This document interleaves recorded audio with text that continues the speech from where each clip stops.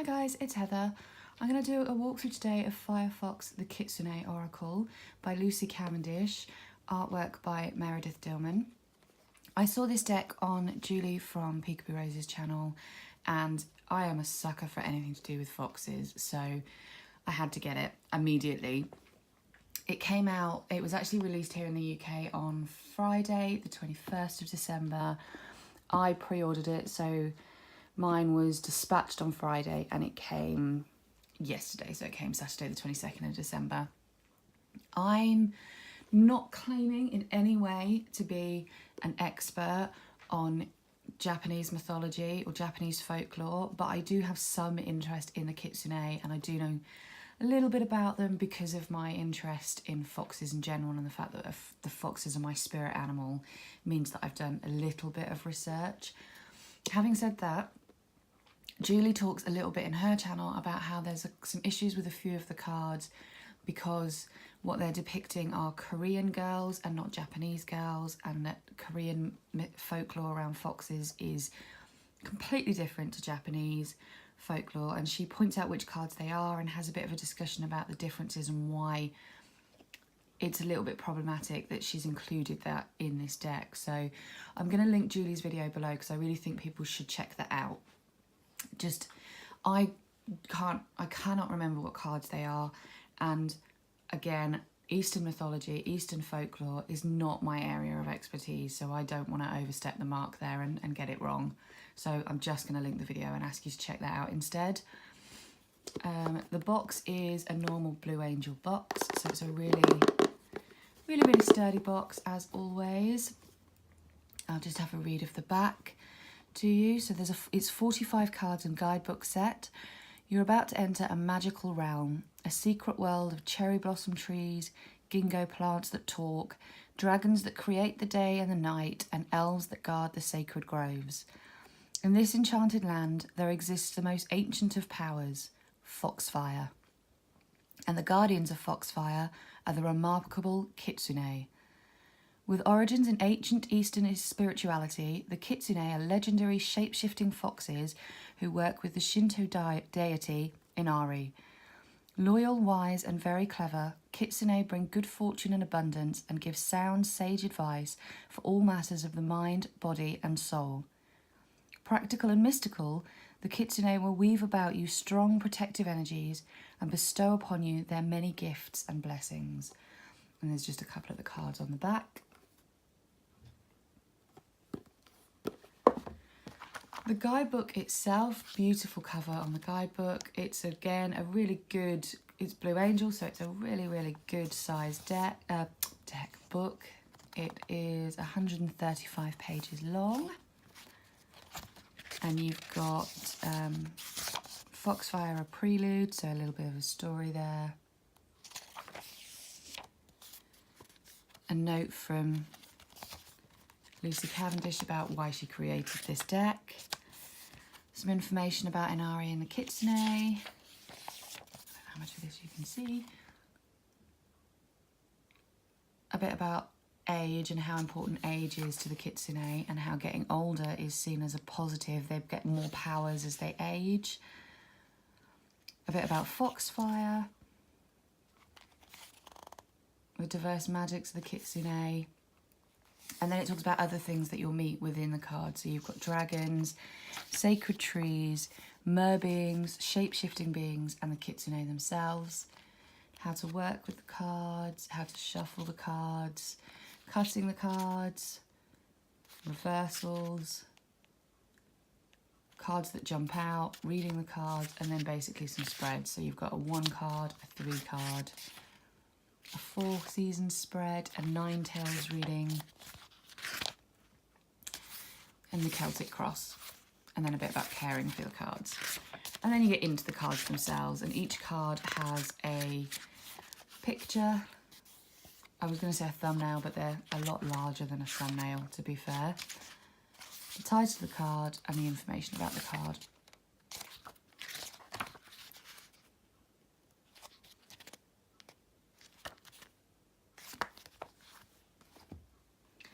Cards themselves are your standard Blue Angel Oracle size.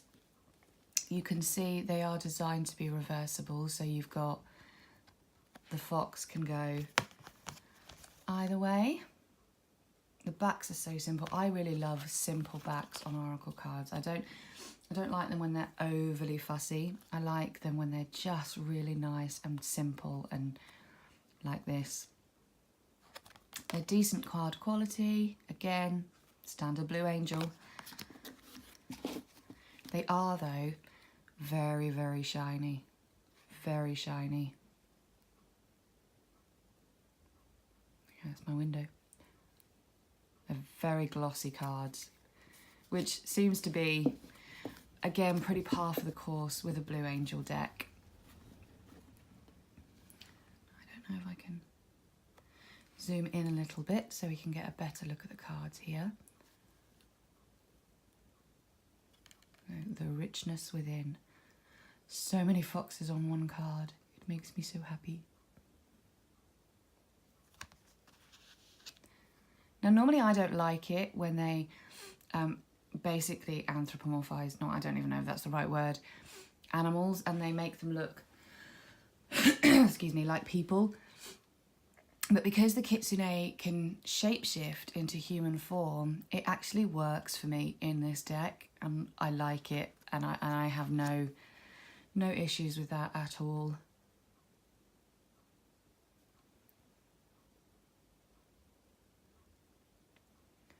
Her artwork is just stunning. Call forth the waves.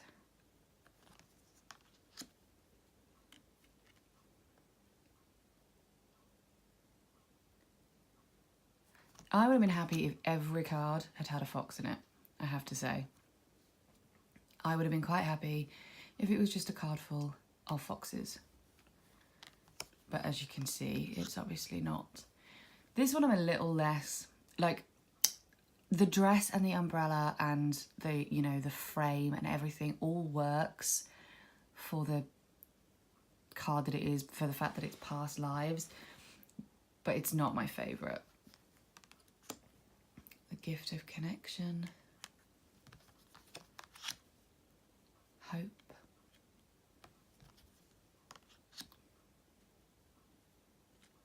Grace.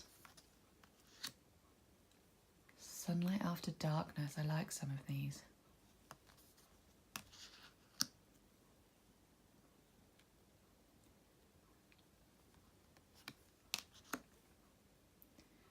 Fleeting beauty. Okay, so this is my only major issue with this deck, and it's not a major issue. This is my only issue with this deck. It's probably quite a minor issue, but for me it feels worth mentioning. This is a Western dragon. This deck is focusing on Eastern spirituality, the Kitsune, Japanese folklore. It mentions Eastern spirituality on the back of the box, and then all their dragons are Western dragons. And that's fine, you know, as I say, it's only a minor thing, but on a personal level, I wish that they'd gone with traditional Eastern style dragons, because that would have fit so much better with this deck than the Western dragons do.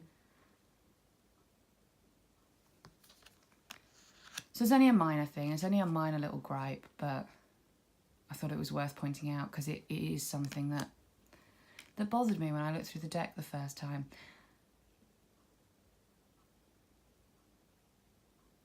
Even to the point where I had to look up Japanese dragons just to make sure that I wasn't going crazy and that Japanese dragons did look the way that I thought they did. And they do, so those are definitely Western dragons and not Eastern dragons.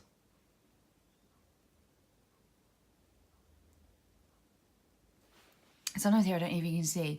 This is actually the artist's signature and there's a date there. So that says 12. So I'm guessing 2012, which is when she created this particular piece of artwork. So the artwork hasn't necessarily been designed with just these cards in mind. Some of them are ones she already had, but the whole deck fits together as a proper theme, so I don't think that's an issue.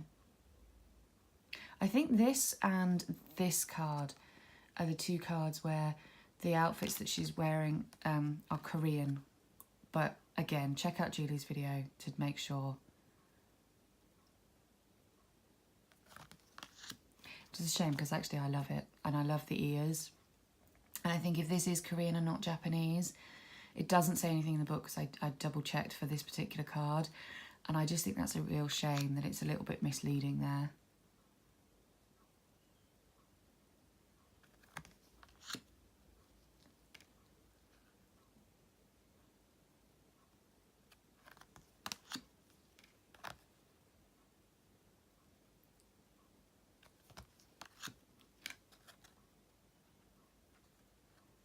So the cards with the dragons are beautiful. They are beautiful cards. I just wish they were Eastern dragons. I just wish the dragons were in line with the rest of the deck. And I wish more cards had foxes in. That's my other personal gripe. I want more foxes.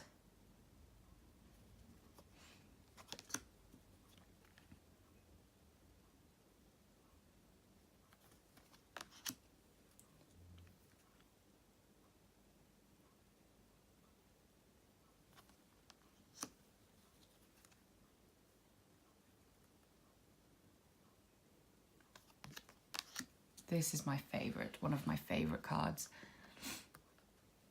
I love a little witchy hat. I love the colours. I love the background. I love the leaves. Her cloak almost seems to be turning into the leaves at the bottom there. I just love everything about that card.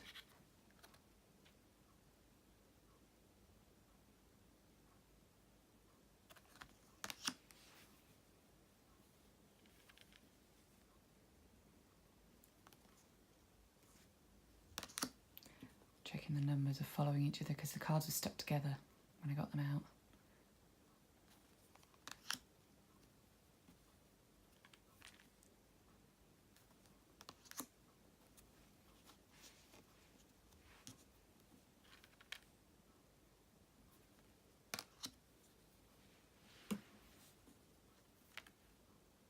So again, a little Western dragon.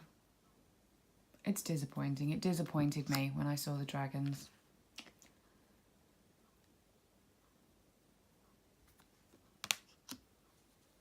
And there's probably, you know what, there's probably other things in these cards that aren't in line with Eastern spirituality, and I'm just not seeing them because I'm not aware. But because I'm aware of Eastern dragons and what they look like and how they differ from Western dragons, it's something that I picked up on straight away, and that was disappointing for me. Beautiful card, isn't it? Beautiful card. I love the way that when they wear the cloaks like this, they tend to like almost turn into the creatures at the bottom. Threefold protection. Again, another beautiful card. I think all the cards are beautiful, if I'm honest.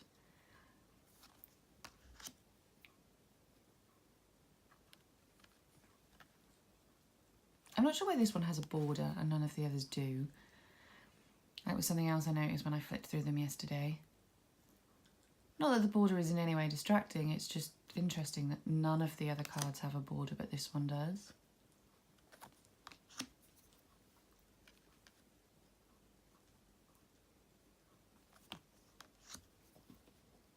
And the nine-tailed fox right at the end there.